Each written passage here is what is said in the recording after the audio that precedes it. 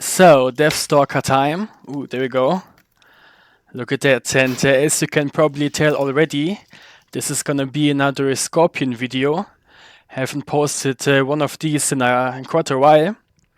But I am gonna feed some tarantulas and centipedes later on as well. So feel free to stick around for that. I know that most people on my channel are mostly here for the venomous snakes. But of course, to me, the scorpions are just as interesting, and I've been keeping them for a very long time, even longer than the snakes actually. Yeah, this is, by the way, the Leiurus lybicus, which is a species of deathstalker scorpion, and you can see how quickly he paralyzed that cricket with the neurotoxic venom. Definitely not a species you want to get stung by as a human either. They are, of course, very potent in venom in particular. So, there we go. He took it right off the tweezers. This is the Hottentotta franzwerneri. Very nice. Usually he's a bit shy, but not today apparently. Nice to see for sure. There we go. Look, now he started to consume the cricket. Very nice. Again, as I mentioned already, this species belongs into the Hottentotta genus, which is actually one of my favorite genus of scorpions, together with the Androctonus and Parabuthus. And they are commonly called the alligator back scorpions. And with this individual, you can nicely see why as well. He has those very bumpy back segments. And next up is my emperor scorpion, Pandinus imperator. But it seems like he is not gonna eat on camera today. He usually acts rather shy, and I have to leave the cricket overnight, and then he eats it. I'm still gonna take the opportunity to show him on the channel, as this species of scorpion has become quite rare and expensive over the years, it seems. At least compared to the Asian forest scorpions, for example, in the Heterometrus genus, which look rather similar.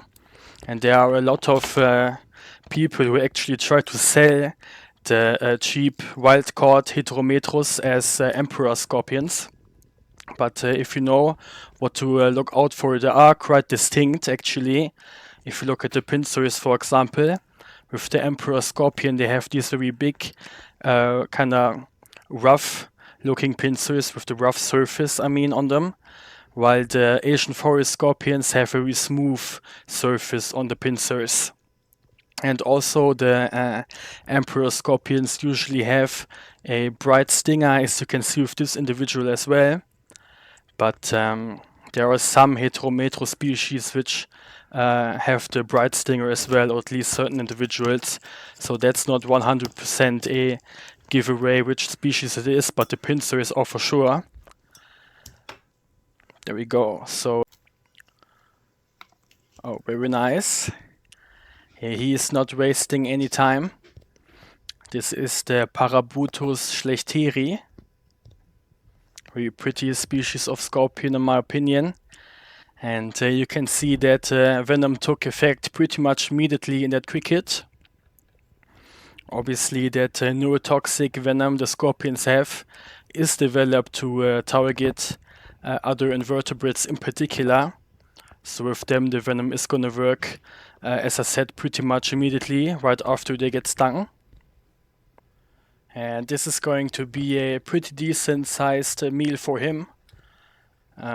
He is far away from being fully grown, so he can definitely take out a larger prey item for sure. Can't wait till he puts on some more size. As I said already, I think this is a particularly beautiful scorpion species with this nice contrast between the bright legs or extremities and more dark grayish body.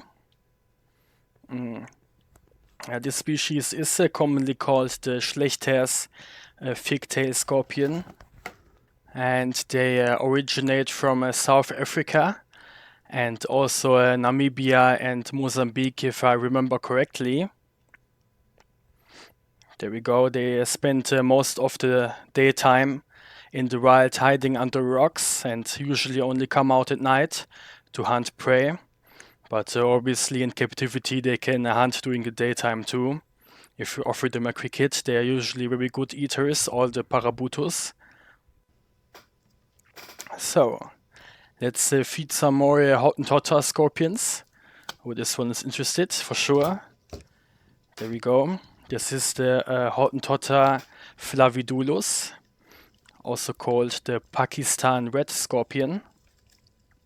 And this is a female specimen right there, a fully grown one. Actually have two fully grown females of this species. I think I'm gonna feed the other female as well now. She's gonna be hungry for sure too. And then I'm gonna tell you a little bit more about this species of booted scorpion. So this is the other female. Let's see here. Oh, there we go. Yeah, I think that was a little bit out of frame, but whatever. Still a nice takedown from her. She stung it right away. And as you can probably tell from the common name already, this scorpion species does originate from Pakistan. And there are a medically significant species there. This species is closely related to the Hottentotta tamulus, which is said to be one of the most venomous scorpions of all. I'm not too sure if the venom level of those flavidulus is comparable. It seems like there aren't too many studies done on the potency of this exact species. However, they certainly aren't a scorpion you want to get stung by. They are not aggressive at all, and they will run away if they feel threatened, like most scorpions will do. But if you, for example, accidentally step on one, it is gonna sting you, of course, as a last resort to defend itself, and that's gonna be quite dangerous. And next up is the Iurus dulfureius. Look at him. It seems like he is still asleep right now, but I think he's gonna wake up as soon as that cricket moves a bit further. They are always very hungry scorpions, and I've been keeping this species for quite a while now. I had the first specimen of them when I was like 11 years old or something. Oh, there we go. Very nice. I don't even think he's gonna sting that cricket. Their venom is quite weak anyway. So he will probably just crush that cricket with the pincers. There we go. Yeah, this species actually originates from Greece. And also I think there are some isolated populations in Turkey as well, but they are the largest growing European scorpion species of all. There we go. This is obviously the Hadrurus pallidus, desert hairy scorpion. I showed this specimen many times on the channel before, but it is still one of my favorite scorpion individuals that I have in my collection. Looks very unique with this bright coloration. And not all pallidus specimens are this bright or pale rather. I used to have another adult female which was much more orange in coloration, more darker than this individual. She was quite old actually and passed away a few days ago, which is really sad. I bought her as an adult and had her for I think 2 or 3 years now. So she probably was just dying of old age, but still rather unfortunate that I didn't get any male specimens in. But I still have this individual, so yeah, maybe I'm gonna get a male anyway. There we go. This is the Aegaeobuthus gibbosus, another European scorpion species. like the Iurus dulfureius. Not like the Hadrurus pallidus you saw before, of course. They originate from the USA. And it seems like he just ripped off the leg from that cricket and is going to eat that now. But there's not gonna be enough substance on that leg, you know. You're got to grab the actual cricket too. Oh, there we go. Oh, what is that? The scorpion seems to be a little bit confused, but it's fine. He will sense the cricket. There we go. It's not gonna run away. As you can see, the venom paralyzed it already for the most part. There we go. Ooh. Yeah, the Hadrurus never waste much time. This is another Hadrurus arizonensis specimen. Desert hairy scorpion, or giant desert hairy scorpion is the full common name, I think. I'm not too good with all the common names, as I mentioned in a few other of the scorpion videos too. To me, what matters the most is obviously the scientific name, because that way obviously you're gonna know for sure what exact species you are working with. The common names, they are oftentimes quite inaccurate and for example refer to several different species all at once. For example, Asian forest scorpion does refer to like a dozen different species. So, and this is the Opisthacanthus madagascariensis, a bit of a more rare scorpion species for sure. I looked this species up on YouTube and I couldn't find any video of an adult specimen like this one on the entire platform. So this is a first ever footage, I guess. Or maybe not, but again, I couldn't find anything. And a guy who gave this individual to me also said that this might be the first import of this species in a long time. And looks like he doesn't want to eat on camera, which is fine. You can tell that he is pretty well fed anyway by all the space between the back segments. That's going to indicate how fat a scorpion is. They are very unique looking, with this very small stinger on the end. They look very similar to the Opisthacanthus rugiceps and Opisthacanthus aspa, which I kept as well in the past. And it seems to behave just like them too, very docile species. So hope you enjoyed this one. So time to feed some tarantulas too. This is the Brachypelma klaasi. Oh, there we go. One of my favorite spiders. Very happy to have this individual. I was looking for them for quite a while. They are very expensive compared to a lot of the other New World tarantulas, but they always were one of my favorite species, so I kinda had to get a female specimen at some point, and I got her last year in November. There we go.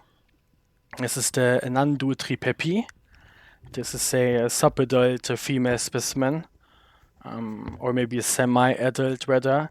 It can grow quite large actually. She is still far away from her adult size, but putting on some good growth already. Yeah, are one of the more faster growing New World species. And are very good eaters as well, accordingly. Let's go to the next one then. So, this is my Grammostola pulchripes. Ooh, there we go. They are commonly called the golden knee tarantula. You can tell why, obviously. with this very nice ornamented coloration going on the legs. Looks very similar to the Aphonopelma semani, but with more, more brightness, more coloration in that leg pattern,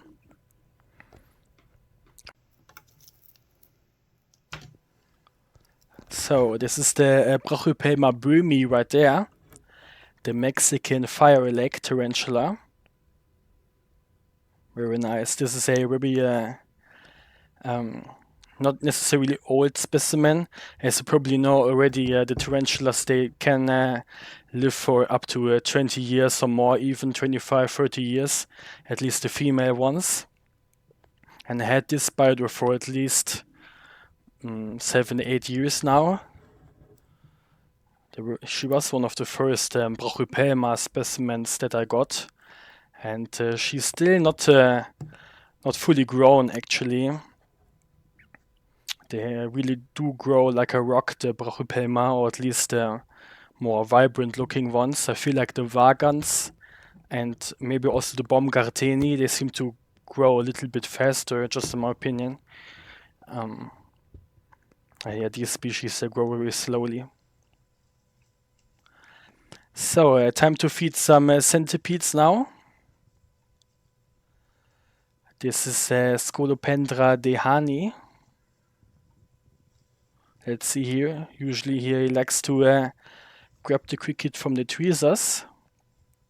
Come on. There we go. He missed it the first time, but made up for it. Very beautiful centipede. This is the highland locality of the dehaani. They are also called the cherry red color variant. You can see why with this bright reddish coloration they got. So here's another centipede. There we go. He's not going to waste as much time. This is a Scolopendra subspinipes, fire leg color variant. And this is another Asian Scolopendra species. They are my personal favorite. I do like the South American species as well. They are more docile and also very large growing. But these Asian species, they are very aggressive and very agile in comparison, I feel like, which definitely makes them not suitable for handling at all, but they are more fun to feed, in my opinion. Yeah, I also have Scolopendra pizzioflava, but he recently ate a pinky mouse, a frozen thawed one, which I fed him, so he's probably going to be more than saturated for quite a while.